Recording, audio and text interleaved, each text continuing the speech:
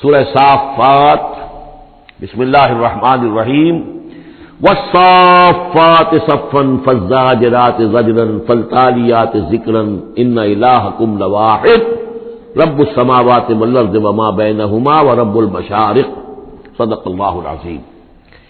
یہ جو انداز ہے جس طریقے سے یہ سورت شروع ہو رہی ہے، والصافات صفا فالزاجرات زجرا فالتالیات ذکرا، قرآن حکیم میں 5 سورتیں اس ٹائپ کی ہیں۔ سورہ زاریات آئے گی، سورہ مرسلات آئے گی، سورۃ النازعات آئے گی، اور پھر یہ کہ آخری پارے کے اندر ایک سورت اور آئے گی والعادیات۔ تو یہ صافات، زاریات، مرسلات، نازعات اور یہ سورتیں جو آ رہی ہیں ان کا سٹائل ایک ہی ہے، اور اس میں بعض جگہوں پر تو خاصا اشکال ہے کہ آیا یہ فرشتے مراد ہیں یا کہیں ہوائیں مراد ہیں، لیکن اس صورت کے اندر تقریباً یہ کہ اجماع ہے کہ یہاں مراد ہے فرشتے۔ والصافات صفا، قسم ہے ان فرشتوں کی جو صفیں باندھ کر کھڑے رہتے ہیں۔ فالزاجرات زجرا، پھر وہ ڈانٹتے ہیں، ڈپٹتے ہیں جھڑک کر، یعنی اللہ تعالیٰ جب فرشتوں کو حکم دیتا ہے کہ فلاں بستی کو برباد کرنا ہے تو ان کی ڈانٹ، وہ صیحہ جو ہے، ان کانت الا صیحۃ واحدہ، یہ کسی فرشتے کی ڈانٹ ہے جس کی وجہ سے کہ وہ قوم ہلاک ہوتی ہے، برباد ہو جاتی ہے۔ فالتالیات ذکرا، پھر یہ کہ تلاوت کرنے والے ذکر کی، یعنی جو ذکر نبیوں پر آیا، رسولوں پر آیا، وہ بھی لے کر آتے ہیں یہی فرشتے۔ صافات صفا، صفے باندھے ہوئے حاضر ہیں، گویا کہ خادمین بارگاہ خداوندی کے ہر وقت حاضر ہے، کمر بستہ ہے، کمر باندھی ہوئی ہے۔ فالزاجرات زجرا، جہاں کہیں عذاب بھیجنے کا اللہ کی طرف سے حکم آتا ہے تو وہاں جا کر وہ عذاب بھیجتے ہیں، ڈانٹتے ہیں۔ فالتالیات ذکرا، اور جہاں کہیں پہنچانا ہوتا ہے ذکر، وہاں پر ذکر پہنچاتے ہیں۔ یہ سب گواہ ہیں اس پر، ان الہکم لواحد، یقیناً تمہارا الہ ایک ہے، اکیلا۔ یہ چونکہ گروپ وہ ہیں کہ جن کا اصل مرکزی مضمون ہے توحید۔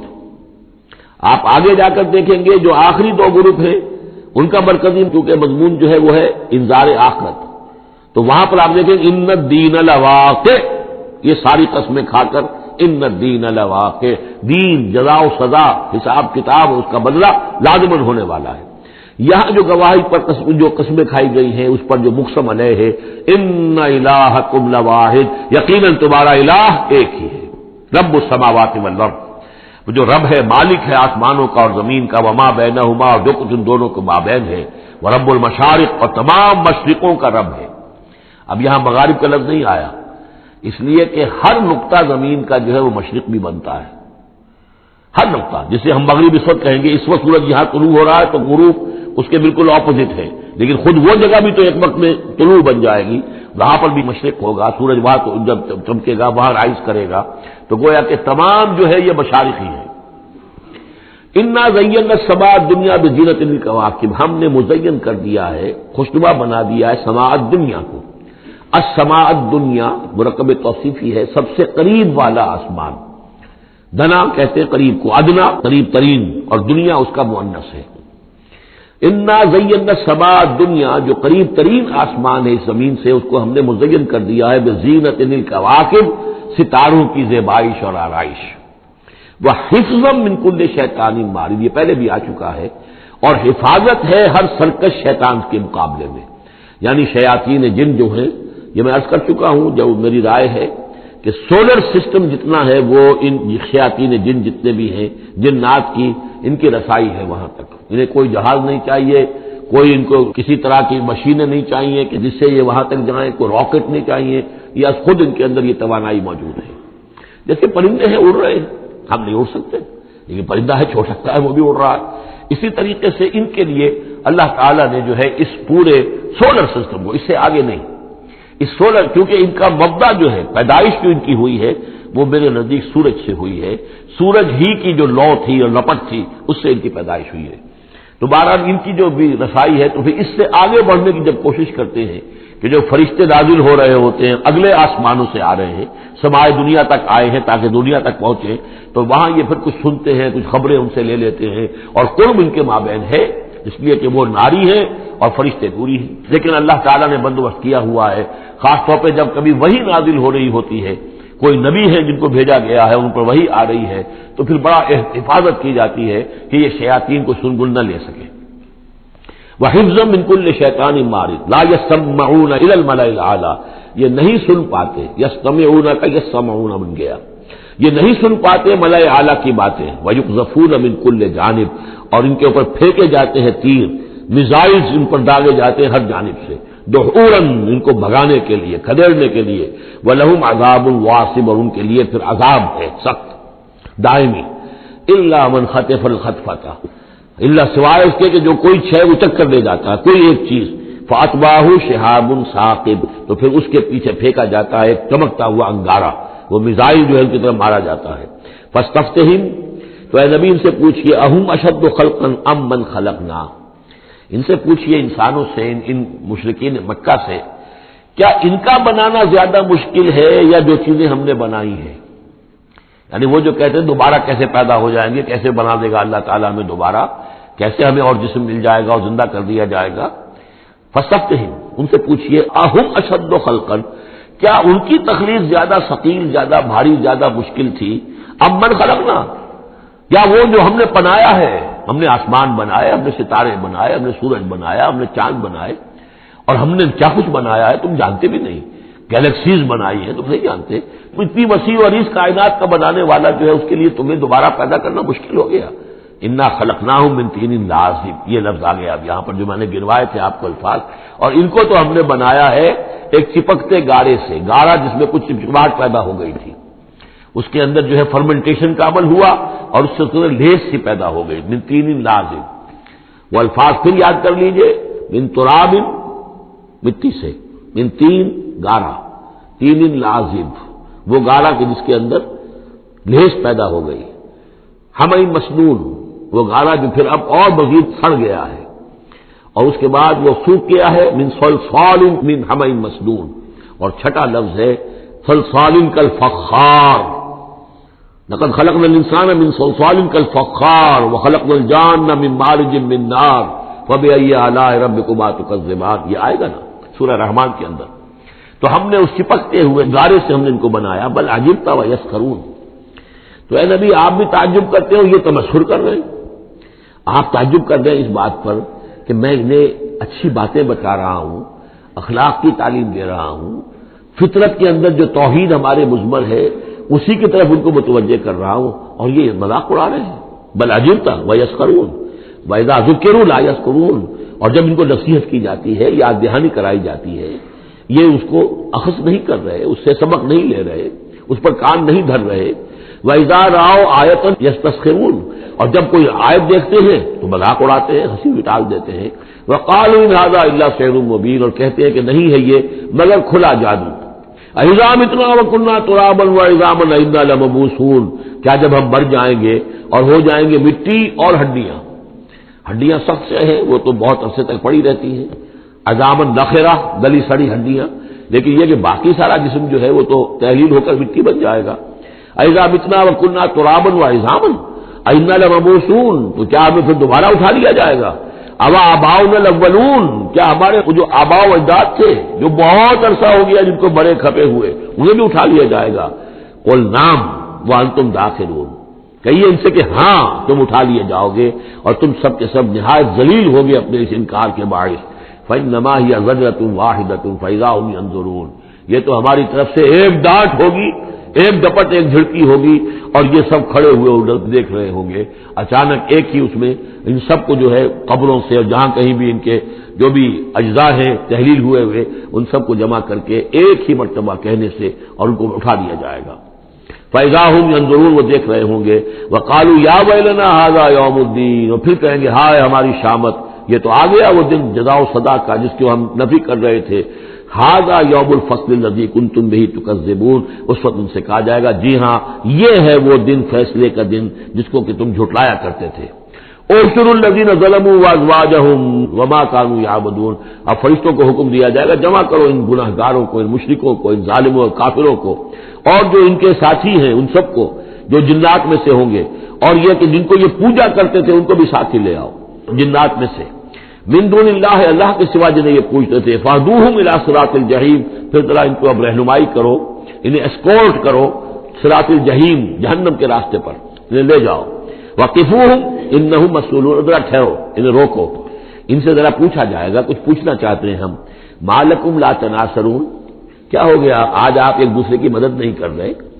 دنیا میں تو آپ کے جتھے تھے اور وہ کہا کرتا تھا ابو جہل کہ دیکھو میری مجلس کتنی آباد ہوتی ہے، کون کون لوگ آ کر میرے ہاں بیٹھتے ہیں، تو یہ جو میری مجلس ہے یہ بہت آباد ہے، شرفاء آتے ہیں یہاں پر، یہ اب کیا ہوا تمہیں؟ ما لکم لا تناصرون بل هم اليوم مستسلمون، یہ تو خود اپنے آپ کو پکڑوا رہے ہیں آج، واقبل بعضهم على بعض يتساءلون، اور پھر وہ بعض جو ہے بعض کی طرف رخ کر کے پوچھیں گے ایک دوسرے سے، قالوا انکم کنتم تعتوننا عن الیمین، ان لوگوں سے کہ جو انہیں ورغلاتے تھے اور ہدایت کی راہ پر آنے سے روکتے تھے اور طرح طرح کے ان کو گمراہ کرنے کے لیے دلیلیں اور بہانے بناتے تھے، وہ ان سے کہیں گے قالوا انکم کنتم تعتوننا عن الیمین، تم آیا کرتے تھے ہمارے پاس اپنے زور کے ساتھ اور طاقت کے ساتھ اور دبدبے کے ساتھ، یمین جو ہے داہنی طرف سے آنا، لیکن یمین کے معنی یہ طاقت کے بھی ہے کہ تم اپنی چودراہٹ کی بنا پر، اپنی سرداری کی بنا پر، اپنی جو حیثیت اور وجاہت تھی اس کے بنا پر تمہیں آتے تھے ہمیں، قالوا بل لم تکونوا مؤمنین، وہ یہ کہیں گے کہ نہیں نہیں تم خود ہی نہیں تھے ایمان لانے والے، وما کان لنا علیکم من سلطان، اور ہمارے پاس تمہارے اوپر تمہارے لیے کوئی سند نہیں تھی، ہمارے پاس کوئی اختیار نہیں تھا، بل کنتم قوما طاغین، بلکہ تم خود تھے حد سے بڑھ جانے والے لوگ، فحق علینا قول ربنا، تو اب ہم سبھی مستحق ہو چکے ہیں اللہ تعالیٰ کے اس قول کے، وہ عذاب کا جو معاملہ ہے اللہ کا جو اس نے کہا تھا کہ لأملأن جہنم من الجنۃ والناس اجمعین، کہ میں تو بھر کر رہوں گا جہنم کو جنوں اور انسانوں سے، اب وہ قول ہم پر واقع ہو چکا، ہم اس کے مستحق بن چکے، فحق علینا قول ربنا انا لذائقون، اب تو ہمیں وہ مزہ چکھنا ہی ہوگا اس عذاب کا، فاغویناکم انا کنا غاوین، تم ٹھیک کہتے ہو ہم نے تمہیں گمراہ کیا تھا، لیکن سوچو ہم خود بھی تو گمراہ تھے، ایسا تو نہیں تھا کہ ہم ہدایت پر ہو اور ہم نے تمہیں گمراہ کیا ہو، اغویناکم ہم نے تمہیں گمراہ کیا تھا، انا کنا غاوین ہم خود بھی گمراہ تھے، فإنہم یومئذ فی العذاب مشترکون، تو آج پھر وہ عذاب میں مشترک ہوں گے، وہ شریک ہیں سب کے سب، انا کذالک نفعل بالمجرمین، اسی طرح ہم کیا کرتے ہیں معاملہ اپنے مجرموں کے ساتھ، انہم کانوا اذا قیل لهم لا الہ الا اللہ یستکبرون، ان کا معاملہ یہ تھا کہ جب ان سے کہا جاتا تھا لا الہ الا اللہ، یہ استکبار کرتے تھے، گھمنڈ کرتے تھے، اس کا مذاق اڑاتے تھے، وہ یقولون انا لتارکو آلہتنا لشاعر مجنون، اور یہ کہا کرتے تھے کہ کیا ہم ایک شاعر مجنون شاعر کے کہنے سے اپنے ان معبودوں کو چھوڑ دیں، ہمارے لیے ممکن نہیں ہے، یعنی یہ الفاظ استعمال کر رہے ہیں حضور کی شان میں، شاعر ہے مجنون ہے، ہم ایک شاعر اور مجنون کے کہنے کی وجہ سے اپنے معبودوں کو چھوڑ دیں گے، وَيَقُولُونَ إِنَّا لَتَارِكُو آلِهَتِنَا لِشَاعِرٍ مَجْنُونٍ بل جاء بالحق وصدق المرسلین، نہیں بلکہ یہ محمد صلی اللہ علیہ وسلم تو حق لے کر آئے ہیں، سچ لے کر آئے ہیں، ہدایت لے کر آئے ہیں، اور انہوں نے تصدیق کی ہے تمام رسولوں کی، انکم لذائق العذاب العلیم، لیکن اب تمہیں اس دردناک عذاب کا مزہ چکھنا ہوگا، وما تجزون الا ما کنتم تعملون، اور نہیں تمہیں بدلہ مل رہا ہے مگر وہی کہ جو تم عمل کرتے تھے، الا عباد اللہ المخلصین، سوائے ہمارے مخلص بندوں کے جن کو ہم نے مخلص کر لیا تھا، جن کو ہم نے اپنا خاص بنا لیا تھا، اپنے لیے خالص کر لیا تھا، اولئک لہم رزق معلوم، ان کے لیے ہے رزق مقرر ہے، طے شدہ ہے، فواکہ میوے ہیں، وہم مکرمون، اور ان کا اکرام ہوگا، اعزاز ہوگا، فی جنات النعیم، نعمتوں والے باغات میں، علی سرر متقابلین، وہ تختوں کے اوپر بیٹھے ہوئے ہوں گے آمنے سامنے، یطاف علیہم بکاس من معین، اور ان کے طرف خادم جو ہیں وہ ان پر چکر لگا رہے ہوں گے صاف اور بغیر کسی نشے والی شراب کے پیالے لے کر، صاف شراب کے پیالے لے کر ان پر جو ہے وہ گردش کر رہے ہوں گے، بیضاء لذۃ للشاربین، وہ شراب ایسی ہوگی، وہ مشروب ایسا ہوگا، سفید رنگ کا ہوگا، اور پینے والوں کے لیے بہت لذیذ ہوگا، لا فیہا غول، اس کے پینے سے نہ تو کوئی سرگرانی ہوگی، ولا هم عنہا ينزفون، نہ اس کو پی کر وہ بہکیں گے، ایک سرور کی کیفیت تو ہوگی، لیکن اس کے ساتھ یہ نہیں ہے کہ کوئی سر میں گرانی ہو جائے یا یہ کہ اس کو پی کر بہک جائیں، وعندهم قاصرات الطرف عین، اور ان کے پاس ہوں گی ان کی ایسی بیویاں کہ جن کی نگاہیں نیچی ہوں گی، شرمیلی ہوں گی، اور بڑی بڑی آنکھوں والی ہوں گی، کأنہن بیض مکنون، اور ایسی ہوں گی جیسے کہ وہ انڈے ہیں جو چھپا کر رکھے گئے ہیں، فاقبل بعضهم علی بعض یتساءلون، پھر یہ ایک دوسرے کی طرف رخ کر کے ایک دوسرے سے سوال کریں گے، قال قائل منهم انی کان لی قرین، یقول أئنک لمن المصدقین أئذا متنا وكنا ترابا وعظاما أئنا لمدینون قال هل انتم مطلعون فاطلع فرآه في سواء الجحيم قال تالله ان كدت لتردين ولولا نعمة ربي لكنت من المحضرين صدق الله العظيم رب اشرح لي صدري ويسر لي امري واحلل عقدة من لساني يفقهوا قولي اللهم ربنا الهمنا رشدنا واعذنا من شرور انفسنا اللهم ارنا الحق حقا وارزقنا اتباعه وارنا الباطل باطلا وارزقنا اجتنابه اللهم وفقنا لما تحب وترضى اللهم ربنا آنس وحشتنا في قبورنا وارحمنا بالقرآن العظيم اللهم اجعله لنا إماما ونورا وهدى ورحمة اللهم ذكرنا منه ما نسينا وعلمنا منه ما جهلنا وارزقنا تلاوته آناء الليل وأطراف النهار واجعله لنا حجة يا رب العالمين آمين۔ سورہ صافات کے دوسرے رکوع میں اہل جنت کے ایک مکالمے کا تذکرہ تھا، جس سے یہ اندازہ ہوگا کہ کس قدر سادہ مزاج متواضع وہ لوگ ہوں گے کہ جو اللہ تعالیٰ کے فضل و کرم سے جنت میں داخل ہوں گے۔ قال قائل منہم، ان میں سے ایک کہے گا کہنے والا، انی کان لی قرین، یہ اہل جنت ہیں آپس میں گفتگو کر رہے ہیں، میرا ایک ساتھی تھا، دوست تھا، یقول انک لمن المصدقین، مصدقین وہ مجھ سے کہا کرتا تھا کہ تمہیں کیا ہو گیا ہے، تم رسول کی تصدیق کر رہے ہو، کتنی بے تکی بات ہے، اور تم تصدیق کر رہے ہو محمد کی صلی اللہ علیہ وسلم۔ اذا متنا وکنا ترابا وعظاما انا لمدینون، کیا جب ہم مر جائیں گے اور ہم ہو جائیں گے مٹی اور ہڈیاں، ہڈیاں بھی گڑی سلی ہوں گی اور سڑی گلی ہوں گی، اور یہ کہ مٹی باقی جسم تو مٹی بن چکا ہوگا، تو کیا پھر ہمیں کوئی جزا ملے گی، بدلہ ملے گا؟ قال هل انتم مطلعون، تو کہے گا وہ کوئی کہنے والا کہ کیا تم لوگ دیکھنا چاہتے ہو، جھانک کر دیکھو گے تمہارا وہ دوست جو تمہیں گمراہ کرنے کی کوشش کرتا تھا وہ کہاں ہے، کس حال میں ہے، دیکھنا چاہو گے؟ یعنی اہل جنت کے لیے یہ اہتمام بھی کیا جائے گا۔ فطلع، تو وہ جھانک کر دیکھے گا، فرآہ فی سواء الجحیم، تو دیکھے گا اس کو جہنم کے، دوزخ کے گویا کہ بیچوں بیچ اس کی تہ میں۔ قال، وہ کہے گا تاللہ ان کدت لتردین، خدا کی قسم تم تو قریب تھے کہ مجھے بھی برباد کرتے، مجھے بھی گراتے یہاں، یعنی یہ تو اللہ کا بڑا فضل ہوا کہ میں نے تمہاری باتوں پر زیادہ دھیان نہیں دیا، اور جو بات میرے دل کو لگ گئی تھی، جو بات مجھے بھلی لگی تھی، جس کی گواہی میری قلب کی گہرائیوں سے برآمد ہوئی، میرے دل نے جس کو حق جانا میں نے اسے قبول کیا، ورنہ یہ کہ تم تو تلے ہوئے تھے کہ جس طرح تم تباہ ہوئے ہو اسی طرح مجھے بھی اس جہنم کے گڑھے میں اپنے ساتھ لے کر گرتے۔ ولولا نعمت ربی لکنت من المحضرین، اور اگر میرے رب کی نعمت مجھ پر نہ ہوتی، احسان نہ ہوتا، انعام نہ ہوتا، یہ تو اللہ کا فضل ہے میرے پروردگار کا، تو میں بھی ہو جاتا انہی لوگوں میں سے جو یہاں پکڑے ہوئے آئے ہیں گرفتار ہو کر اور اس جہنم کے حوالے کر دیے گئے۔ افما نحن بمیتین، اب یہ آپس میں گفتگو کر رہے ہیں جنت والے، تو کیا اب ہمیں مرنا تو نہیں ہے، کیا اب ہمیں نہیں مرنا ہے، یعنی اب جنت میں آ کر تو ہم یہاں مستقل رہیں گے نا۔ وہ میں کہہ رہا تھا آپ سے کہ کس کو سادہ مزاج کے لوگ ہوں گے اور ان کے اندر کوئی تعلی نہیں ہوگی کہ ہم نے تو بڑی محنت سے جنت کمائی ہے، اب تو یہاں ٹھسے سے ہم رہیں گے اور ہمیشہ ہمیش رہیں گے، ان کے دلوں کی کیفیت اب بھی یہ ہے۔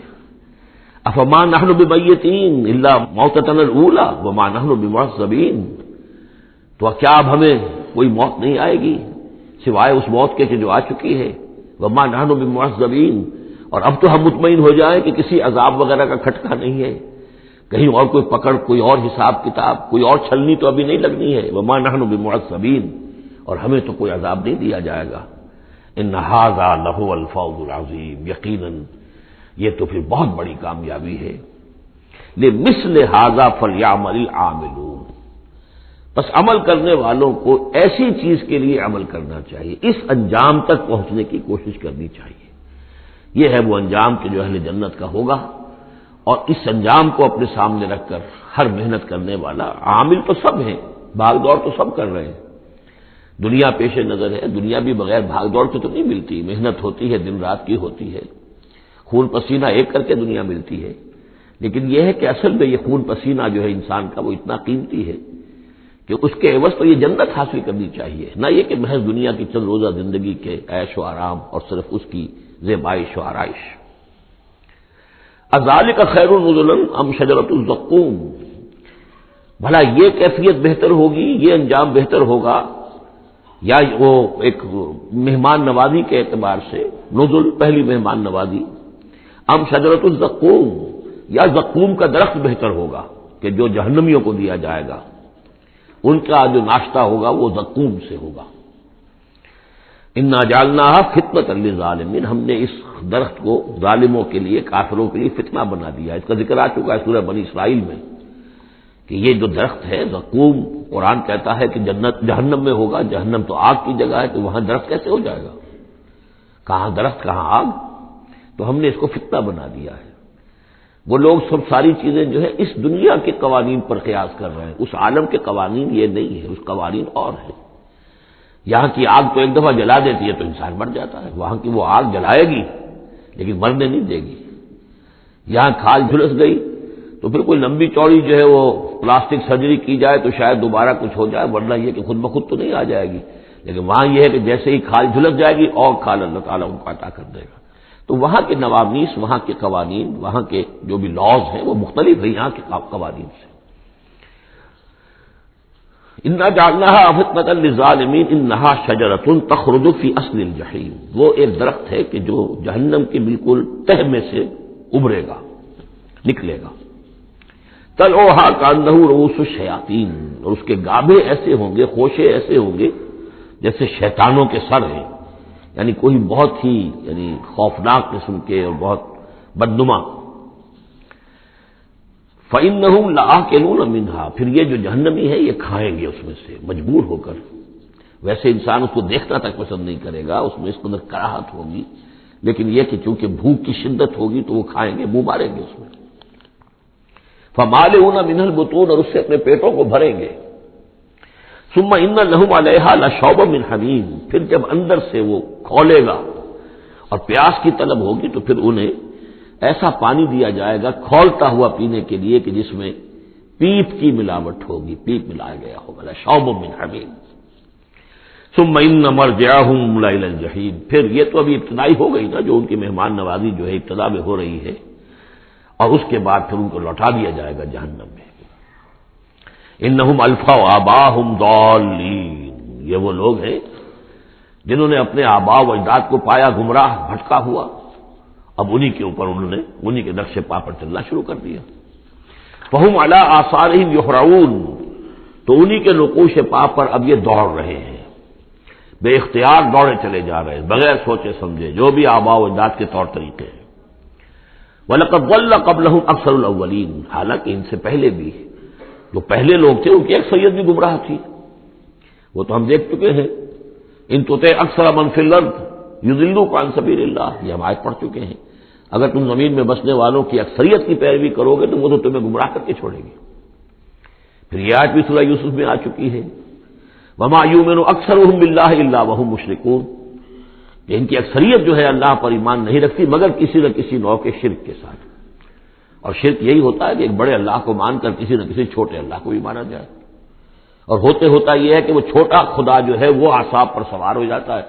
اور بڑا تو کہتے ہیں وراء الورا وراء الورا، وہ تو ہے بیٹھا ہوا ہے، اسے اس دنیا کی فکر بھی نہیں ہے، کوئی چنتا بھی نہیں ہے، کوئی تشویش بھی نہیں ہے، وہ اپنے اندر مگن ہے۔ مشائین کا فلسفہ یہ ہے جو ارسطو کے پیروکار ہیں، اور ہمارے ہاں اکثر جو متکلمین ہیں وہ سب مشائین ہیں، ارسطو کے پیروکار ہیں اکثر متکلمین۔ تو متکلمین کے اس مشائین کا، ارسطو کا فلسفہ یہ ہے کہ اللہ تعالیٰ صرف کلیات کا عالم ہے، جزیات کا نہیں ہے، زیادہ اسے اس کائنات کی فکر ہی نہیں، اس نے بس پیدا کر دیا ہے، بس اللہ اللہ خیر صلی اللہ، کچھ قوانین بنا دیے، یہ خود بخود چل رہی ہے، اب اسے اس سے کچھ سروکار نہیں ہے۔ جیسے کہ کوئی کھلاڑی جو ہے وہ فٹ بال کو کک مارتا ہے، اب وہ فٹ بال جا رہی ہے، اب کھلاڑی ادھر کھڑا ہے، فٹ بال جا رہی ہے، اب یہ کھلاڑی چاہے کہ روک لے تو وہ فٹ بال کو روک تو نہیں سکتا، وہ تو جا رہی ہے، وہ تو زمین کی فرکشن ہے، کوئی رکاوٹ ہے یا اس کی اپنا مومنٹم ختم ہوگا تو پھر یہ ہے کہ وہ رکے گی۔ تو یہ تصورات بھی اللہ کے بارے میں دنیا میں رہے ہیں اور بڑے بڑے حکماء کے رہے ہیں، فلاسفہ کے رہے ہیں۔ انسان نے جب اپنے پیمانے ہیں ان پر اللہ کو ناپنا چاہا اور تولنا چاہا تو پھر اسی قسم کی حماقتوں میں انسان مبتلا ہوا۔ وَلَقَدْ ضَلَّ قَبْلَهُمْ أَكْثَرُ الْأَوَّلِينَ، ان سے پہلے بھی جو پہلے تھے، پہلوں کی اکثریت بھی تو گمراہوں پر مشتمل تھی۔ وَلَقَدْ أَرْسَلْنَا فِيهِمْ مُنذِرِينَ، ہم نے ان میں بھی اپنے خبردار کرنے والے بھیجے تھے۔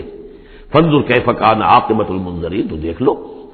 کیسا انجام ہوا ان کا جن کو خبردار کر دیا گیا تھا۔ قوم نوح کا کیا انجام ہوا، قوم ہود کا، قوم صالح کا، قوم شعیب کا، اور سدوم اور عمورہ کے شہروں کا، تو دیکھ لو کیا کیا انجام ہوا۔ الا عباد اللہ المخلصین، البتہ ان میں سے جو اللہ کے خاص بندے تھے اللہ نے ان کو بچایا۔ وَلَقَدْ نَادَانَا نُوحٌ فَلَنِعْمَ الْمُجِيبُونَ، اور ہمیں پکارا تھا نوح نے تو ہم کیا ہی اچھے ہیں جواب دینے والے اور دعا کے قبول کرنے والے۔ رب انی مغلوب فانتصر، حضرت نوح علیہ السلام نے جب فریاد کی پروردگار مجھے تو انہوں نے دبا لیا ہے، میں مغلوب ہو گیا ہوں، تو اب تو ہی بدلہ لے اور تو ہی مدد فرما۔ تو اللہ کی مدد آ گئی، وَنَجَّيْنَاهُ وَأَهْلَهُ مِنَ الْكَرْبِ الْعَظِيمِ، اور ہم نے اسے اور اس کے گھر والوں کو کرب عظیم سے نجات دے دی۔ اب کرب عظیم کو آپ خود سوچئے کہ ایک تو کرب عظیم ان کی مسلسل 950 برس سے ایک شخص دعوت دے رہا ہو اور لوگ استہزاء کر رہے ہیں اور تمسخر کر رہے ہیں۔ یوں سمجھیے کہ مکے میں تو یوں کہا جا سکتا ہے کہ ابھی 10-12 برس ہی ہوئے ہیں مسلمانوں تمہیں یہ جھیلتے ہوئے، ہمارے اس بندے نے 950 برس تک صبر کیا تھا۔ تو اس کا اندازہ کریں کس قدر کرب میں، کس قدر ضیق میں اس کی جان آئی ہوگی۔ جیسے کہ ہم دیکھتے آ رہے ہیں کہ حضور کی جان جس طرح ضیق میں آ گئی تھی کہ ان کے اوپر گویا کہ لوگ اتمام حجت کر رہے ہیں، دکھائیے کوئی معجزہ، آپ رسول ہونے کا دعویٰ کرتے ہیں تو ایسا ہی معجزہ دکھائیے جیسے موسیٰ نے دکھائے، جیسے عیسیٰ نے دکھائے۔ اور ادھر سے اللہ تعالیٰ کا فیصلہ یہ ہے کہ کوئی حصی معجزہ ہم نہیں دکھائیں گے۔ تو چکی کے 2 پارٹوں کے درمیان محمد الرسول اللہ صلی اللہ علیہ وسلم آئے ہوئے۔ یہ تو سورہ انعام جو اس کا کلائمیکس ہے اس موضوع کا، اس عنوان کا، وہ پڑھ چکے ہیں۔ کرب عظیم پھر وہ بھی ہے کہ جب وہ بارش آئی ہے اور طوفان آیا ہے تو اب اس وقت بھی تو جو ہلچل مچی ہوگی اس کا آپ اندازہ کیجیے، کیا بھاگ دوڑ ہوئی ہوگی، کہاں کہاں لوگوں نے جان بچانے کی کوشش کی ہوگی۔ یوں ہی تو نہیں ہو گیا کہ بس آنے واحد کے اندر وہ سب کے سب غرق ہو گئے۔ تو کرب عظیم جو اس وقت ہوا ہے، جو سمجھیے کہ ایک قیامت صغریٰ ہو گئی ہوگی۔ یا ایھا الناس اتقوا ربکم ان زلزلۃ الساعۃ شیء عظیم، تو اس کا کچھ نہ کچھ عکس تو اس وقت ہوا ہوگا۔ تو اس کرب عظیم سے ہم نے ان کو بچا لیا۔ وجعلنا ذریتہ هم الباقین، یہ آیت بہت اہم ہے حکمت قرآنی اور فلسفہ قرآنی کے اعتبار سے، اور ہم نے بنا دیا اسی کی اولاد کو باقی رہنے والا۔ اس سے یہ ثابت ہوتا ہے، یہ ایک اسلوب حصر ہے کہ حضرت نوح کے بعد پھر کسی اور شخص کی نسل دنیا میں چلی نہیں، یعنی یہ کہ ان کے ساتھ 72 تھے، 80 تھے، کتنے نہیں تھے۔ ایک جگہ قرآن میں یہ بھی آیا ما آمن معه الا قلیل، سوائے چند لوگوں کو ایمان نہیں لایا۔ اور گمان یہی ہے کہ یا تو حضرت نوح علیہ السلام اور ان کے 3 بیٹے اور ان کے اہل خانہ، اور ممکن ہے کہ ایک بیوی تو پیچھے رہ گئی، غرق ہونے والی تھی، لیکن کوئی اور بیوی ان کی ہو کہ ان کے ساتھ ہو، اور باقی یہ کہ ممکن ہے ان کے جو کچھ ملازم ہوں گے، خادم ہوں گے بس، اور میرا یہ خیال ہے کہ ان پر کوئی ایمان نہیں لایا۔ پھر ظاہر بات ہے وہ خادم وغیرہ جو ہوتے ہیں پھر ان کے ساتھ تو اتنا اہتمام نہیں ہوتا کہ ان کی اولادیں بھی آگے چل سکیں، لہذا جو اولاد چلی ہے وہ صرف حضرت نوح علیہ السلام کے 3 بیٹوں سے، گویا کہ نسل انسانی جو ہے اب دنیا میں جتنے انسان ہیں وہ حضرت نوح علیہ السلام کے 3 بیٹوں کی نسل سے ہیں، سام، حام اور یافس۔ اور یہ کہ اسی لیے ان کو آدم ثانی کہا جاتا ہے۔ آدم اول تو حضرت آدم تھے، انہی سے نسل چلی انسانی، لیکن ابھی جو ہے جو میرا اندازہ تقریباً 2000 برس کا ہے، اس 2000 برس کے عرصے میں اسی علاقے میں آبادی ابھی ہوئی ہے، ابھی آبادی اور ادھر پھیلی نہیں تھی، اور وہی وہ عظیم جو ہے سیلاب آ گیا، سب کے سب غرق ہو گئے، چند لوگ جو بچے ان کے ساتھ، محسوس ہوتا ہے کہ ان کی بھی آگے نسل نہیں چلی، صرف حضرت نوح علیہ السلام کے 3 بیٹوں سے۔ وَجَعَلْنَا ذُرِّيَّتَهُ هُمُ الْبَاقِينَ، یہ جو ہے حصر کا بڑا زوردار جو ہے یہ اسلوب ہے۔ وَتَرَكْنَا عَلَيْهِ فِي الْآخِرِينَ، اور ہم نے اسی طریقے پر پھر پچھلوں کو چھوڑ دیا، پچھلوں میں سے کچھ لوگ اسی کے راستے پر چلے، حضرت نوح علیہ السلام کے راستے میں۔ ظاہر بات ہے کہ ان کے تینوں بیٹوں کی اولاد کچھ عرصے تک تو یقیناً بالکل دین حق پر اور دین توحید ہی پر چلی ہوگی، پھر جیسے وقت گزرا پھر شیطان نے ورغلایا اور جو کہ مختلف قسم کے توہمات میں اور مختلف قسم کے جو شرک ہیں ان کے اندر مبتلا کر دیا۔ سلام علی نوح فی العالمین، سلام ہو نوح پر تمام جہانوں میں۔ انا کذالک نجزی المحسنین، اسی طرح ہم بدلہ دیتے ہیں اپنے محسن بندوں کو، وہ بندہ جو درجہ احسان کو پہنچ گیا ہو، اسلام، ایمان اور پھر سب سے اوپر احسان۔ انہ من عبادنا المؤمنین، یقیناً وہ ہمارے مومن بندوں میں سے تھے۔ ثم اغرقنا الاخرین، اور اس کے بعد ہم نے باقی جتنے بھی تھے ان سب کو غرق کر دیا۔ وَإِنَّ مِن شِيعَتِهِ لَإِبْرَاهِيمَ، اور اسی کی راہ پر چلنے والوں میں، اسی کی جماعت میں سے، اسی کے حزب میں سے ابراہیم تھے، یعنی یہ کہ جو نسل چلی ہے آگے تو حضرت ابراہیم بھی جو اٹھے ان کی حضرت سام کی اولاد میں سے، حضرت سام کی اولاد میں قوم عاد بھی ہے، اسی میں پھر قوم سمود بھی ہے، اور بھی اقوام ہیں سیمیٹک ریسز جتنی بھی ہے، لیکن یہ کہ شہر ار میں جو موجودہ جو عراق ہے اس کے بہت جنوبی علاقے کے اندر یہ شہر تھا جس کے اب کھنڈرات برآمد ہوئے ہیں، وہاں حضرت ابراہیم علیہ السلام کی پیدائش ہوئی، حضرت نوح ہی کے طریقے پر توحید پر چل رہے ہیں۔ اس جا ربہ بقلب سلیم، جبکہ وہ اپنے رب کی طرف متوجہ ہوا قلب سلیم کے ساتھ۔ اب یہاں وہ حکمت سمجھ لیجئے کہ میں نے جو بارہ عرض کیا ہے کہ ایک فطرت سلیمہ اور ایک عقل سلیم، یہ دو چیزیں ہیں، اور فطرت کا تعلق چونکہ روح سے ہے اور روح کا مسکن قلب ہے، تو آپ اسے فطرت سلیمہ کہیں یا اسے قلب سلیم کہیں، وہ ایک ہی بات ہے۔ قلب سلیم اپنی اصل حقیقت پر، اصل جو حیات اس کی ہے اس پر باقی ہو، پرورٹڈ نہ ہوئی ہو اس کی فطرت، اس پر پردے نہ پڑ گئے ہوں، یہ خد و خال جو ہے وہ اپنی اصل سلامتی کے ساتھ باقی ہوں، اور پھر اس کو کہتے ہیں صوفیہ سیر الی اللہ، اس جا ربہ بقلب سلیم، جو قلب سلیم ہے وہ اللہ کی طرف آگے بڑھتا ہے، اور عقل سلیم کی روشنی میں وہ پھر پہنچتا ہے توحید تک، اور توحید کے بعد معاد تک، جیسا کہ میں نے کئی مرتبہ عرض کیا کہ سورہ فاتحہ در حقیقت اسی مقام پر کھڑی ہے کہ ایک انسان کے جو قلب سلیم اور عقل سلیم کی رہنمائی میں توحید اور معاد تک پہنچ گیا ہے، اور اب وہ یہ بھی جان گیا ہے کہ اصل طریقہ زندگی گزارنے کا یہی ہے کہ اللہ کی بندگی کی جائے، اس ایک خدا کی بندگی کی جائے۔ اب وہ سوال کرتا ہے میں بندگی کیسے کروں؟ جیسے میں نے آپ کو بتایا مکے میں ایسے لوگ موجود تھے، حضرت سعید بن زید جو ہیں کہ جو بہنوئی تھے حضرت عمر بن الخطاب کے رضی اللہ تعالیٰ عنہ کے جو والد تھے زید، وہ موحد تھے، اور کعبے کے پردے پکڑ پکڑ کر دعا کیا کرتے تھے کہ اللہ میں صرف تجھے پوجنا چاہتا ہوں، تیری بندگی کرنا چاہتا ہوں، لیکن نہیں جانتا کیسے کروں۔ ظاہر بات ہے، اس لیے اہدنا الصراط المستقیم، یہ ہے اصل میں سورہ فاتحہ کا جو نظم ہے کہ وہاں تک تو پہنچ گئے، الحمدللہ رب العالمین الرحمن الرحیم مالک یوم الدین ایاک نعبد، یہاں تک تو انسان پہنچ گیا، لیکن اب بندگی کیسے کریں؟ ایاک نستعین اہدنا الصراط المستقیم، اس بندگی کے لیے تیری مدد چاہیے، توفیق بھی تیری ہو اور ہدایت بھی تیری جانب سے ہو، دو چیزیں ہمیں ملیں گی تو ہم تیری بندگی کا حق ادا کر سکیں گے۔ اذ جاء ربہ بقلب سلیم اذ قال لأبیہ وقومہ ماذا تعبدون، یاد کرو جب کہ انہوں نے کہا اپنی قوم سے اور اپنے والد سے یہ کن چیزوں کو آپ پوجتے ہیں؟ ایفکا آلہۃ دون اللہ تریدون، کیا اللہ کے سوا؟ یہ آپ کے من گھڑت قسم کے افک ہے، یہ تو گھڑی ہوئی چیزیں ہیں جن کو کہ اللہ کے خلاف، اللہ کے سوا آپ نے گھڑ لیا ہے، آپ ان کو چاہتے ہیں، وہ محبوب اور مطلوب ہو گئے، تریدون۔ اب دیکھیے یہ وہی ہے ضعف طالب و مطلوب، تم کس کا طالب ہو، مطلوب کون سا تمہارا؟ یہ تمہارے مطلوب ہے۔ ایفکا آلہۃ دون اللہ تریدون فما ظنکم برب العالمین، تو تمہارا کیا گمان ہے اس ہستی کے بارے میں جو تمام جہانوں کی مالک ہے اور پروردگار ہے۔ فنظر نظرۃ فی النجوم، پھر انہوں نے ذرا ایک نگاہ ڈالی ستاروں میں، گویا کہ یہ تاثر دیا کہ یہ ستارہ شناسی کے ذریعے سے کچھ معلوم کرنا چاہ رہے ہیں، اور پھر کہا فقال انی سقیم، میں تو بیمار ہوں یا بیمار ہونے والا ہوں، میری طبیعت کچھ ٹھیک نہیں ہے، یا یہ کہ مجھے اندیشہ ہے کہ مجھے کوئی بیماری آنے والی ہے۔ اصل میں وہی جیسا کہ میں پہلے عرض کر چکا ہوں، یہ مضمون آ چکا ہے 2 مرتبہ پہلے قرآن میں کہ بت پرستی بھی تھی وہاں اور ستارہ پرستی بھی تھی، اور کوئی ایسا ان کا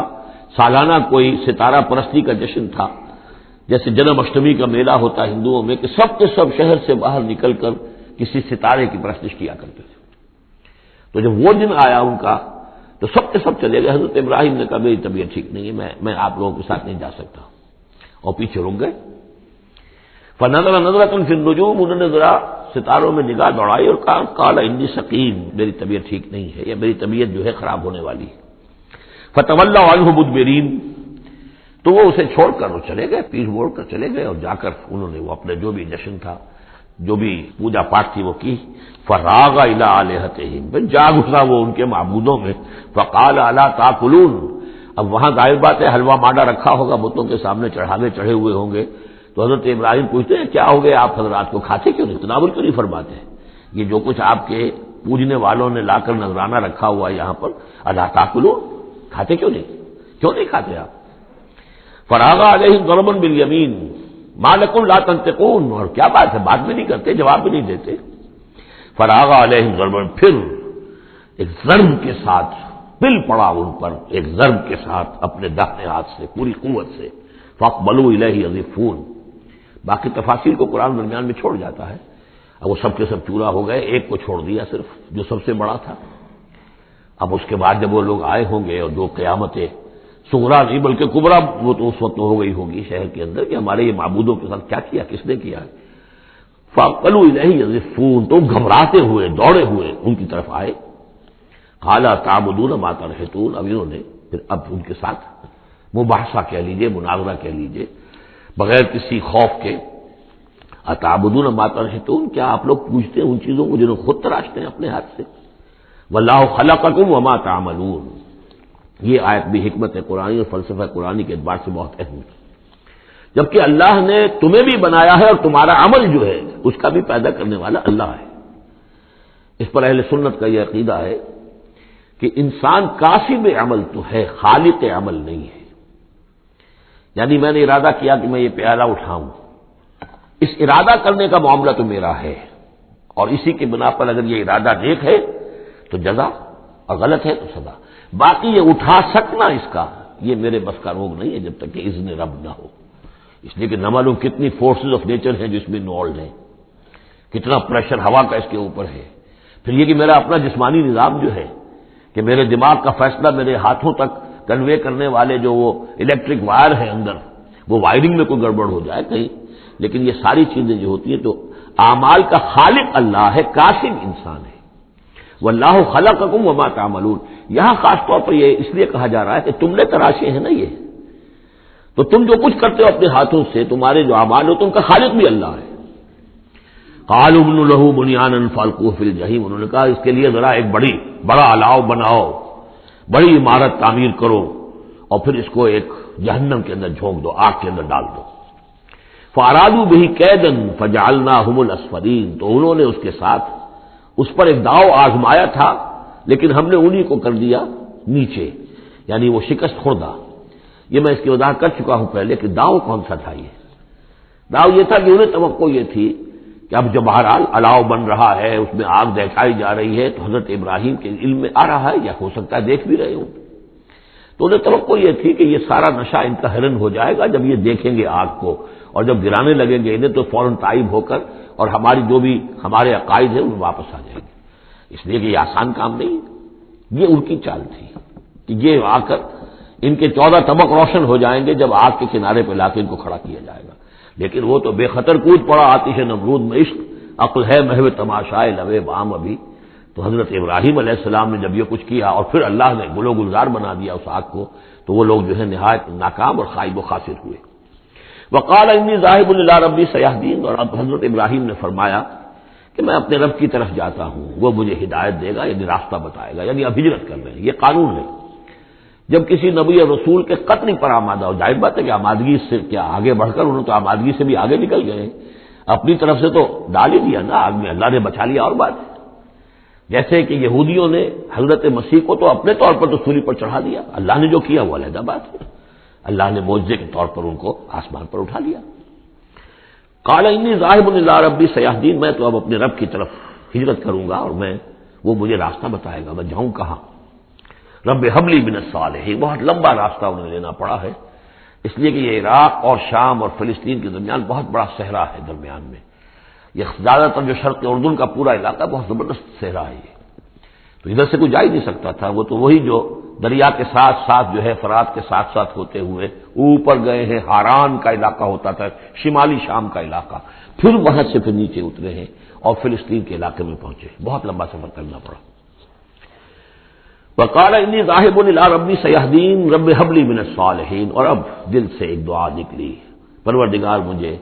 عطا فرما کوئی نیک بیٹا، صالح بیٹا، ہب لی مجھے دے، بخش دے۔ فبشرناہ بغلام حلیم، تو ہم نے اسے ایک ایسے بیٹے کی بشارت دی جو حلیم ہے۔ اس لفظ حلیم کے بارے میں ایک بات بہت نوٹ کر لیجئے، یہ قرآن مجید میں صرف اللہ کے لیے آیا ہے یا صرف دو اشخاص کے لیے، حضرت ابراہیم کے لیے اور حضرت اسماعیل کے لیے، تیسری کسی جگہ پر کسی شخصیت کے لیے حلیم کا لفظ نہیں آیا۔ کل 3 مرتبہ آیا ہے غیر اللہ کہہ لیجیے، یعنی باقی تو اللہ کے لیے حلیم تو وہ تو ہے ہی ہے، بار بار آ رہا ہے، بار بار آ رہا ہے، لیکن اللہ کی یہ شان وہ ہے کہ جو گویا کہ زیادہ عام نہیں ہے لوگوں کے اندر، ورنہ یہ کہ کچھ نہ کچھ عکس ہر چیز کا اللہ کی صفات کا لوگوں میں ہے، لیکن حلم جس کو کہتے ہیں، حضرت ابراہیم کے لیے 2 مرتبہ اور حضرت اسماعیل کے لیے یہاں غلام حلیم۔ اس کے مقابلے میں حضرت اسحاق کے لیے لفظ آتا ہے غلام علیم، علیم اور حلیم، اس کو اچھی طرح نوٹ کر لیجیے، ایک میں علم زیادہ اور انہی سے پھر آگے جو ہے نبوت کا سلسلہ چلا ہے، اور ایک میں حلم زیادہ، وہ حضرت اسماعیل ہے۔ فلما بلغ معه السعي قال يا بني اني ارى في المنام اني اصبحك فانظر ماذا ترى، تو پھر جب وہ پہنچے اس عمر کو کہ ان کے ساتھ بھاگ دوڑ کر سکیں، ان کے کام میں ہاتھ بٹا سکیں، قال یا بني، انہوں نے کہا ہے میرے بیٹے میں تو دیکھ رہا ہوں، انی ارا فعل مضارع ہے کہ 3 دن ہو گئے مجھے دیکھتے ہوئے، خواب دیکھ رہا ہوں، ایک ہی خواب میں نیند میں دیکھ رہا ہوں، انی اصبحک کہ میں تمہیں ذبح کر رہا ہوں، فانظر ماذا ترى، تو تم دیکھو تمہاری رائے کیا ہے، تمہارا کیا خیال ہے؟ قال یا ابت افعل ما تؤمر، یہ ہے ان کا حلم۔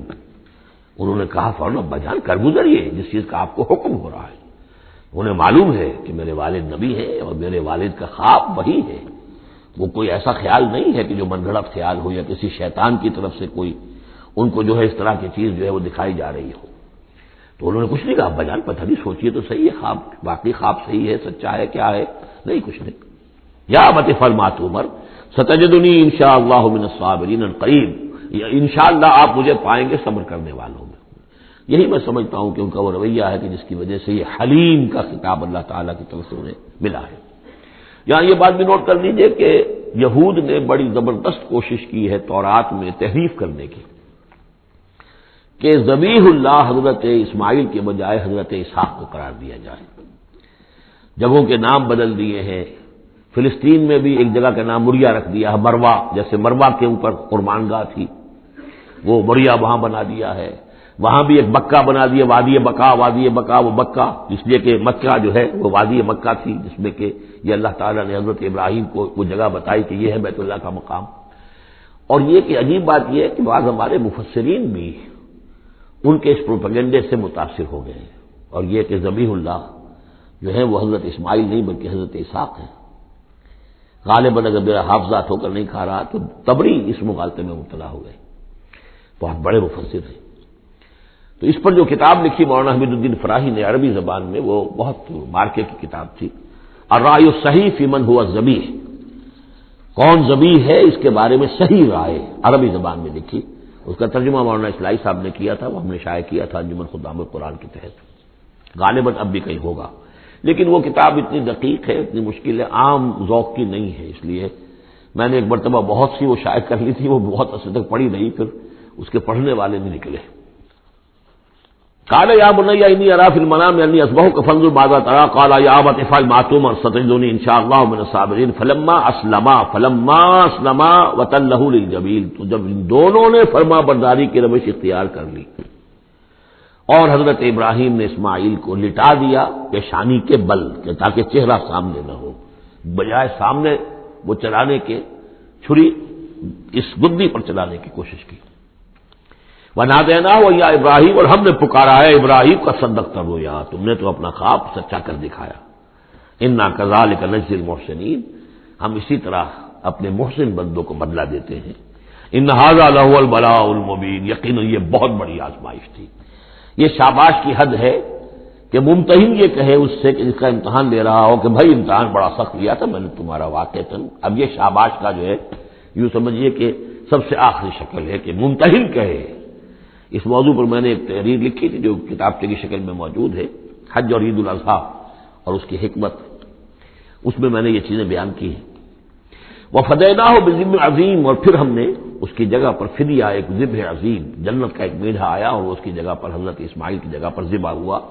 اور اسی کی پھر اب یہ یاد ہے کہ جو بنائی جا رہی ہے قربانی جو ہوتی ہے۔ وَتَرَكْنَا عَلَيْهِ فِي الْآخِرِينَ، اسی پر ہم نے پھر باقی رکھا پچھلوں میں بھی، یعنی اس میں یہ بھی ہو سکتا ہے کہ پوری ملت ابراہیم مراد ہو، جیسے ملت نوح پر ہم نے باقی رکھا کچھ لوگوں کو جن میں سے حضرت ابراہیم بھی تھے، اور یہ بھی کہ اس قربانی کا خاص طور پر جو ہے اس کا ذکر کیا جا رہا ہو۔ سلام علی ابراہیم، سلام ابراہیم پر، کذالک نجزی المحسنین، اسی طرح ہم بدلہ دیتے ہیں اپنے محسن بندوں کو، انہ من عبادنا المؤمنین، یقیناً وہ ہمارے مومن بندوں میں سے تھے۔ وبشرناہ باسحاق نبیا من الصالحین، اور ہم نے بشارت دی انہیں اسحاق کی کہ جو انبیاء ہی میں کے زمرے میں سے ایک نبی ہوں گے۔ وبارکنا علیہ وعلی اسحاق، اور ہم نے اپنی برکتیں نازل فرمائی ان پر بھی اور اسحاق پر بھی علیہم الصلاۃ والسلام۔ ومن ذریتہما محسن وظالم لنفسہ مبین، اور ان کی اولاد میں سے نسل میں سے بہت نیکوکار بھی نکلے، بہت محسن بھی نکلے، لیکن یہ کہ ظالم لنفسہ مبین، صاف صاف اپنے نفس پر ظلم کرنے والے بھی نکلے، ہر طرح کے لوگ نکلے۔ وَلَقَدْ مَنَنَّا عَلَىٰ مُوسَىٰ وَهَارُونَ، یہ قصص النبیین کے انداز کی صورت ہے جو میں یہ اصطلاحات سے آپ کو واقف کرا چکا ہوں۔ وَلَقَدْ مَنَنَّا عَلَىٰ مُوسَىٰ وَهَارُونَ، اور اسی طرح ہم نے موسیٰ اور ہارون پر بھی احسان فرمایا۔ وَنَجَّيْنَاهُمَا وَقَوْمَهُمَا مِنَ الْكَرْبِ الْعَظِيمِ، اور ہم نے انہیں دونوں کو اور ان کی قوم کو کرب عظیم، اس بڑی کرب سے اور بڑے غم اور اندوہ سے نجات دلائی، نجات دی۔ وَنَصَرْنَاهُمْ فَكَانُوا هُمُ الْغَالِبِينَ، اور ہم نے ان کی مدد کی پھر وہی غالب ہوئے، یعنی ان کے سامنے ان کا دشمن جو ہے غرق ہوا۔ وَآتَيْنَاهُمُ الْكِتَابَ الْمُسْتَبِينَ، اور ہم نے ان دونوں کو وہ کتاب دی یعنی تورات کے جو بہت ہی واضح ہے، ہر چیز کو واضح کرنے والی۔ وَهَدَيْنَاهُمَ الصِّرَاطَ الْمُسْتَقِيمَ، اور ہم نے دونوں کو راستہ دکھایا، سیدھا راستہ، صراط مستقیم کی ہدایت دی۔ وَتَرَكْنَا عَلَيْهِمَا فِي الْآخِرِينَ، اور اسی پر ہم نے باقی رکھا انہی کی ملت پر پچھلوں میں بھی۔ سلام علی موسیٰ وہارون، سلام موسیٰ پر بھی اور ہارون پر بھی۔ انا کذالک نجزی المحسنین انہما من عبادنا المؤمنین۔ وَإِنَّ إِلْيَاسَ لَمِنَ الْمُرْسَلِينَ، اور یقیناً الیاس بھی ہمارے رسولوں میں سے تھے، یہ حضرت ہارون کی نسل میں سے تھے۔ اور بال بک ایک شہر ہے بال کا، بک اصل میں پرانی عبرانی زبان میں شہر کو کہتے تھے، بکہ، تو یہ بکہ جو تھا یہ بک، تو بال بک، بک کا شہر، تو یہ تو یوں سمجھیے کہ اللہ کا گھر، اللہ کا شہر، اور یہ ایک بال کا بھی ایک شہر تھا، بال ان کا بہت بڑا معبود تھا، اور وہ سانڈ کی شکل میں اس کا بت بنتا تھا۔ وَإِنَّ إِلْيَاسَ لَمِنَ الْمُرْسَلِينَ إِذْ قَالَ لِقَوْمِهِ أَلَا تَتَّقُونَ، جبکہ انہوں نے اپنی قوم سے یہ کہا کہ تم تقوی اختیار نہیں کرتے، ڈرتے نہیں ہو۔ أَتَدْعُونَ بَالًا، تم پکارتے ہو بال کو، وَتَذَرُونَ أَحْسَنَ الْخَالِقِينَ، اور جو بہترین خالق ہے اس کو تم نے چھوڑ دیا ہے۔ اللہ ربکم، جو اللہ ہے تمہارا رب ہے، ورب آبائکم الاولین، اور تمہارے جو پچھلے آباء و اجداد تھے ان سب کا رب ہے۔ فکذبوہ فانہم لمحضرون، تو انہوں نے اس کو جھٹلا دیا، اور تو وہ سب کے سب جو ہیں وہ پکڑے ہوئے آئیں گے قیامت کے دن، گرفتار ہو کر حاضر کر دیے جائیں گے، محضر ہوں گے۔ الا عباد اللہ المخلصین، سوائے ان میں سے ان اللہ کے نیک بندوں کے کہ جن کو اللہ نے اپنے لیے خالص کر لیا تھا۔ وَتَرَكْنَا عَلَيْهِ فِي الْآخِرِينَ، اور ہم نے اسی پر پھر باقی رکھا پچھلوں میں بھی اسی ملت، اسی طریقے کا ایک تسلسل چلا آ رہا ہے۔ ان هذه امتکم امۃ واحدۃ، دو مرتبہ یہ آیت آ چکی ہے۔ سلام علی الیاسین انا کذالک نجزی المحسنین انہ من عبادنا المؤمنین۔ اب یہ جو بار بار آ رہی ہیں آیتیں میں ان کا ترجمہ نہیں کر رہا ہوں، اور بہت سادہ بھی ہیں کہ جن کے ترجمے کی ضرورت نہیں ہے۔ وَإِنَّ لُوطًا لَمِنَ الْمُرْسَلِينَ، اور یقیناً لوط بھی رسولوں میں سے تھے۔ إِذْ نَجَّيْنَاهُ وَأَهْلَهُ أَجْمَعِينَ، جبکہ ہم نے اسے بھی نجات دی اور ان کے گھر والوں کو بھی، سب کو۔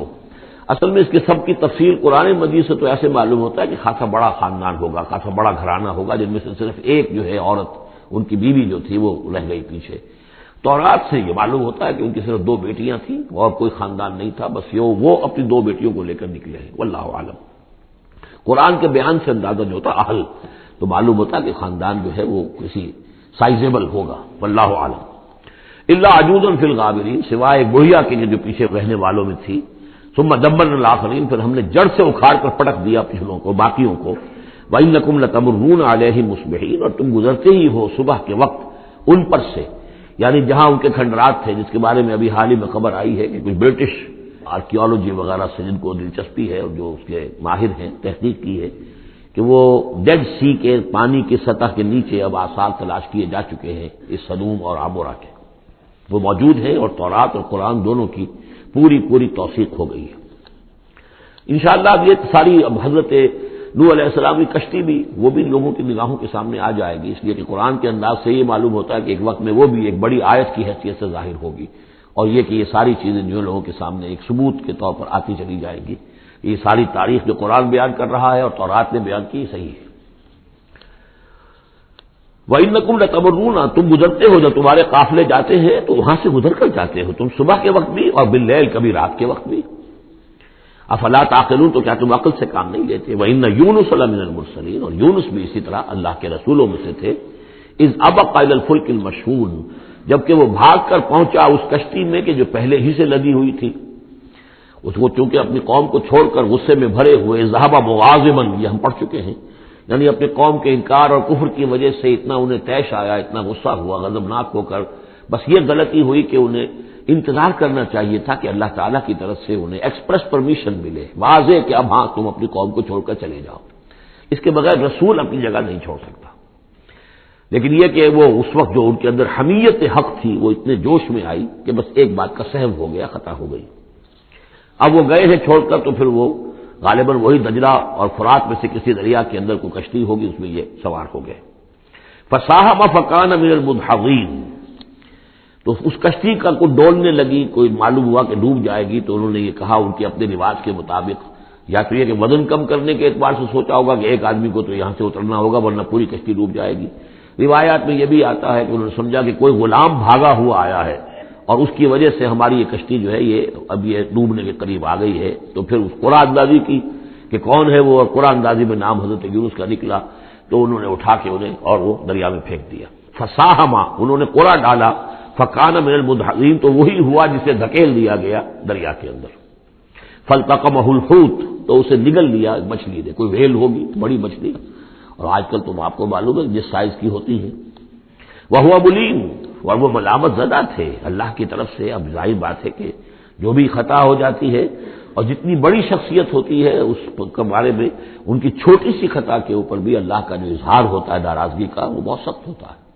جن کے رتبے ہے سوا، ان کی سوا مشکل ہے ان کے مقامات کے اعتبار سے۔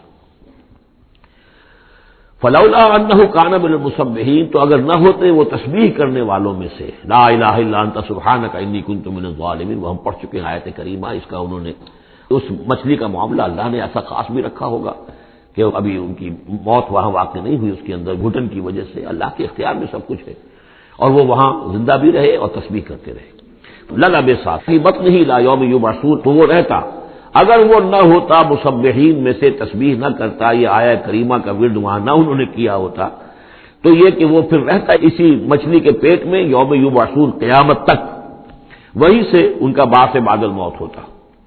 فنبذناہ بالعراء، لیکن یہ کہ انہوں نے چونکہ اللہ سے اپنی معافی چاہی اور استغفار کیا، لا الہ الا انت سبحانک انی کنت من الظالمین، تو اللہ تعالیٰ نے اس مچھلی کو حکم دیا اور مچھلی نے اسے بالعراء، ایک چٹیل میدان میں کہیں اگل دیا، اور جا کر وہ ایک ساحل کے بل کسی پر چٹیل میدان کے اوپر وہ ڈال دیے گئے۔ وہ ہوا سقیم، حالت ان کی خستہ تھی، مچھلی کے پیٹ میں رہے ہیں تو کوئی ڈائجسٹو جوسز وغیرہ نے آخر کھال وال کو جو کچھ کیا ہوگا، بہت خستہ حالت کے اندر وہ مچھلی نے اگل دیا، اب وہ چٹیل میدان پر پڑے ہیں۔ اب یہ جو ہے فَأَنبَتْنَا عَلَيْهِ شَجَرَةً مِّن يَقْطِينٍ، تو ہم نے اس پر ایک یقطین کا درخت اگا دیا۔ مجھے اس سے پہلے کئی تفاسیر میں تو نہیں ملی ہے بات، لیکن ہمارے ہاں ایک صاحب یہی کراچی میں، ان کا انتقال ہوا چند سال پہلے، احمد الدین مارہروی،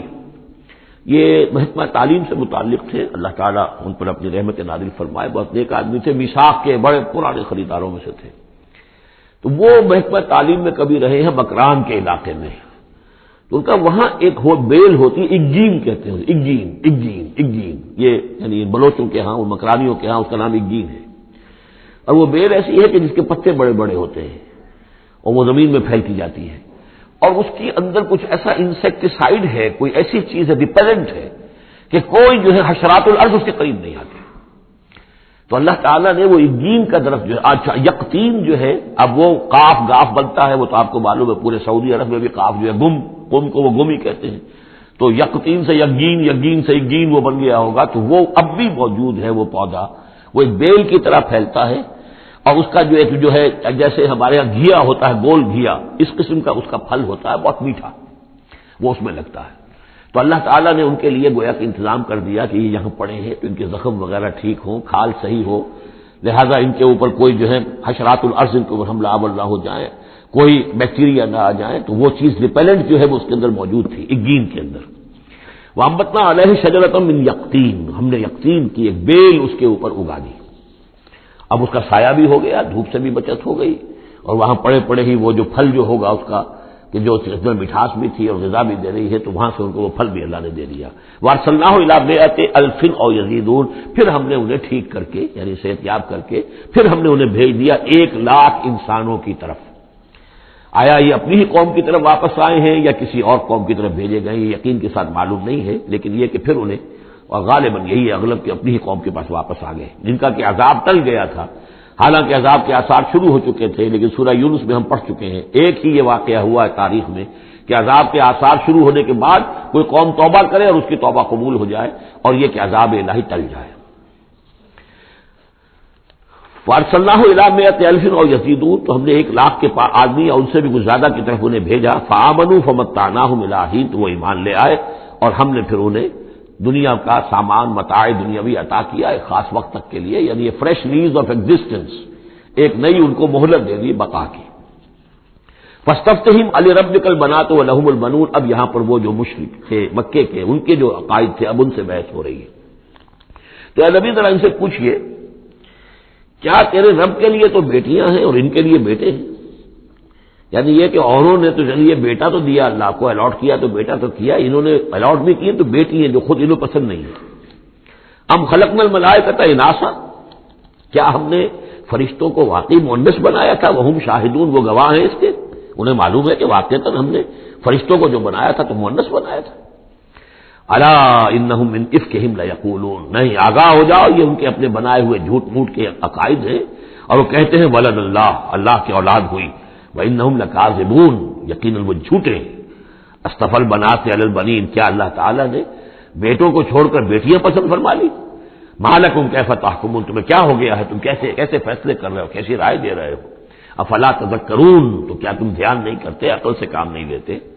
ام لکم سلطان مبین، کیا تمہارے پاس کوئی کھلی سند ہے، کوئی سلطان ہے؟ اب یہ صورت بھی نوٹ کر لیجئے، یہ تیسری صورت ہے اسی سٹائل کی. سورہ حجر، پھر سورہ شعراء، پھر یہ سورہ صافات، وہی انداز، چھوٹی چھوٹی آیتیں، اور ردم ہے تیز، صوتی آہنگ زیادہ نمایاں ہے، ڈیوائن میوزک جس کو میں کہا کرتا ہوں، ملکوتی غنا جو ہے ان صورتوں کے اندر. تو یہ بھی ابتدائی دور کی صورتوں میں سے ہے. ایسا محسوس ہوتا ہے کہ اللہ تعالیٰ نے مکی صورتوں کے ہر گروپ کے اندر ایک جو ہے ابتدائی زمانے کی صورت جو ہے وہ شامل کر دی، اور اس کا جو حکمت میری سمجھ میں اب تک آئی ہے، واللہ عالم کوئی اور بڑی حکمت بھی ہو سکتی ہے جو ہمارے علم میں ابھی نہ آئی ہو، لیکن یہ کہ تاکہ مونوٹنس نہ رہے بلکہ مضامین کے اندر تنوع پیدا ہو جائے. اس لیے کہ ظاہر بات ہے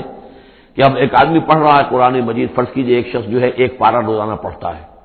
تب اس میں یہ ہے کہ اس کے سامنے مضامین ایسے نہ ہو کہ بس وہ کئی دن تک متواتر ایک ہی قسم کے مضامین میں رہے، بلکہ یہ کہ پھر بدل کر عدل کر مضامین آتے چلے جائیں. واللہ عالم. ام لکم سلطان مبین، کیا تمہارے پاس کوئی کھلی سند ہے؟ فاتوا بکتابکم ان کنتم صادقین، تو لاؤ نا اپنی کوئی کتاب اگر تمہارے پاس ہے، اگر تم سچے ہو. وجعلوا بینہ وبین الجنۃ نسبا، اور انہوں نے ایسا بھی کیا ہے کہ اللہ اور جنوں کے درمیان بھی نسب کا رشتہ قائم کر دیا ہے. وَلَقَدْ عَلِمَتِ الْجِنَّةُ وَإِنَّهُمْ لَمُحْضَرُونَ، اور جنوں کو خوب معلوم ہے کہ انہیں تو گرفتار کر کے پیش کیا جائے گا، سب کے سب جو ہے حاضر کیے جائیں گے. سبحان اللہ عما یصفون، اللہ پاک ہے ان تمام چیزوں سے جو یہ بیان کر رہے ہیں. الا عباد اللہ المخلصین، سوائے اللہ کے وہ بندے، وہ جنات میں بھی ہوں گے انسانوں میں بھی ہوں گے، اللہ تعالیٰ جنہیں اپنے لیے خالص کر لیتا ہے. فَإِنَّكُمْ وَمَا تَعْبُدُونَ، تو تم اور وہ کہ جن کو تم پوجتے ہو، وَمَا أَنْتُمْ عَلَيْهِ بِفَاتِنِينَ، اور کسی کو اس کے ہاتھ سے بہکا کر نہیں لے سکتے. الا من هو صال الجحیم، سوائے اس کے کہ جو خود گرنے والا ہے جہنم کے اندر. وما منا الا لہ مقام معلوم. اب یہ جو ہے یہاں پر جو اس سورت کے شروع کا معاملہ تھا اس کے ساتھ اب جڑ کر یہ بات آ رہی. والصافات صفا فالزاجرات زجرا فالتالیات ذکرا. وہ فرشتے جو صفیں باندھ کر حاضر رہتے ہیں اللہ کے حضور میں، پھر جس کو حکم ہوتا ہے عذاب الہی کہیں بھیجنے کا تو وہ ڈانٹتا ہے، اور اس کی چنگھاڑ جو ہے اسی سے وہ پھر قومیں اور بستیاں ہلاک ہوتی ہیں. فالتالیات ذکرا، جن کو حکم ہوتا ہے وہ اللہ کے ذکر کی تلاوت کرتے ہوئے اللہ کے نبیوں تک اس کو پہنچاتے ہیں پیغامات کو. اب وہاں ان کی طرف سے وما منا الا لہ مقام معلوم، ہم میں سے کوئی نہیں ہے، یہ فرشتوں کی طرف سے کہا جا رہا ہے، مگر یہ کہ اس کا ایک ٹھکانہ مقرر ہے. دربار میں کوئی 5000 ہے، کوئی 10,000 ہے، کوئی 30,000 ہے، ایسے ہر ایک کا ایک مقام معلوم ہے، مرتبہ مقام معین ہے. ملائکہ مقربین ہے، ملائکہ اعلیٰ ہے، ملائکہ تو دنیا ہے، ملائکہ اسفل ہے، یہ سب کے سب ہے. وما منا الا لہ مقام معلوم وانا لنحن الصافون، اور ہم تو سب کے سب صفیں باندھے ہوئے مستعد کھڑے ہوتے ہیں. وانا لنحن المسبحون، اور یقیناً ہم تو سب کی سب تسبیح کرنے والے ہیں پروردگار کی. وَإِن كَانُوا لَيَقُولُونَ لَوْ أَنَّ عِندَنَا ذِكْرًا مِّنَ الْأَوَّلِينَ لَكُنَّا عِبَادَ اللَّهِ الْمُخْلَصِينَ. اور یہ لوگ تو کہا کرتے تھے، بہت زور دے کر کہتے تھے، قسمیں کھا کھا کر کہتے تھے، اگر جیسا کہ پہلوں کے پاس ذکر آیا تھا، اگر ہمارے پاس بھی آیا ہوتا لَوْ أَنَّ عِندَنَا ذِكْرًا مِّنَ الْأَوَّلِينَ لَكُنَّا عِبَادَ اللَّهِ الْمُخْلَصِينَ، تو ہم تو سب کے سب اللہ کے بڑے نیک اور مخلص بندے بن رہے ہوتے. فَكَفَرُوا بِهِ فَسَوْفَ يَعْلَمُونَ. اب جب وہ ذکر آ گیا ہے تو اس سے کفر کر رہے ہیں، اس کا انکار کر رہے ہیں، تو ان قریب یہ جان لیں گے کہ اس کی کیا پاداش ان کو بھگتنی پڑے گی. وَلَقَدْ سَبَقَتْ كَلِمَتُنَا لِعِبَادِنَا الْمُرْسَلِينَ. یہ آیات بھی بہت اہم ہے فلسفہ قرآن کے اعتبار سے. رسولوں اور نبیوں میں ایک بنیادی فرق یہ ہے، نبی کے لیے لازم نہیں ہے کہ اللہ کی مدد آئے اور اسے غلبہ دیا جائے. نبی قتل بھی ہو سکتے ہیں، حضرت یحییٰ قتل ہو گئے، حضرت زکریا قتل ہو گئے، لیکن رسول کو قتل نہیں کیا جا سکتا. رسول مغلوب نہیں ہوگا. جیسے ہی محسوس ہوگا کہ قوم غالب آ رہی ہے، رسول مغلوب ہو رہا ہے، رسول اور اس کے ساتھیوں کو بچا لیا جائے گا اور پوری قوم کو غرق کر دیا جائے گا یا برباد کر دیا جائے گا. یہ اللہ کا قاعدہ قانون ہے رسولوں کے بارے میں. وَلَقَدْ سَبَقَتْ كَلِمَتُنَا لِعِبَادِنَا الْمُرْسَلِينَ. یہ بات تو ہماری پہلے سے طے شدہ ہے اپنے ان بندوں کے لیے کہ جن کو ہم رسول بنا کر بھیجتے ہیں. عبادنا المرسلین انہم لہم المنصورون، یقیناً ان کی مدد کی جائے گی. اور میں یہ صیغہ جو ہے مستقبل کا بول رہا ہوں، اصل میں تو اب وہ بات ختم ہو چکی محمد الرسول اللہ صلی اللہ علیہ وسلم پر، لیکن ماضی میں یہ اللہ کا قاعدہ اور قانون رہا ہے رسالت کے بعد میں. وَإِنَّ جُنْدَنَا لَهُمُ الْغَالِبُونَ، اور یقیناً ہمارا لشکر جو ہے وہی غالب آ کر رہے گا. یعنی اللہ کا لشکر کون ہے؟ اللہ کا حزب اللہ کون سی ہے؟ اللہ کا رسول اور اس کے ساتھی اہل ایمان ہے. محمد الرسول اللہ والذین معہ، یہ کون تھے؟ یہ حزب اللہ تھے، اپنے وقت کے حزب اللہ یہ ہے. اور عیسیٰ اور ان کے ساتھ ان کے حواری یہ کون تھے؟ یہ اس دور کی حزب اللہ ہے. فَتَوَلَّ عَنْهُمْ حَتَّىٰ حِينٍ. تو اے نبی ذرا آپ رخ پھیر لیجئے ان سے ایک وقت تک کے لیے، آپ زیادہ ان کی یہ استہزاء کریں، تمسخر کریں، آپ پرواہ نہ کریں، آپ اپنا رخ ہی پھیر لیجئے. وَأَبْصِرْهُمْ فَسَوْفَ يُبْصِرُونَ. تو آپ بھی ذرا ان کو دیکھتے رہیے، آپ اعراض کر کے ذرا پھر انتظار کیجئے، دیکھتے رہیے دور سے. فَسَوْفَ يُبْصِرُونَ، تو قریب یہ بھی دیکھ لیں گے. أَفَبِعَذَابِنَا يَسْتَعْجِلُونَ. تو کیا یہ ہمارے عذاب کی جلدی مچا رہے ہیں کہ لے آؤ محمد عذاب صلی اللہ علیہ وسلم. فَإِذَا نَزَلَ بِسَاحَتِهِمْ فَسَاءَ صَبَاحُ الْمُنذَرِينَ. پھر جب وہ عذاب اترے گا ان کے میدان میں، ساحہ کہتے ہیں بڑے میدان کو، کہ جیسے گھر ہیں اور اس کے درمیان میں کوئی بڑا جو ہے پارک ہے جیسے ہمارے ہاں ہوتے ہیں. فَإِذَا نَزَلَ بِسَاحَتِهِمْ، جب ان کے اس بڑے میدان میں وہ اترے گا وہ عذاب، فَسَاءَ صَبَاحُ الْمُنذَرِينَ، تو وہ بہت بری صبح ہوگی ان کے لیے جن کو خبردار کر دیا گیا تھا.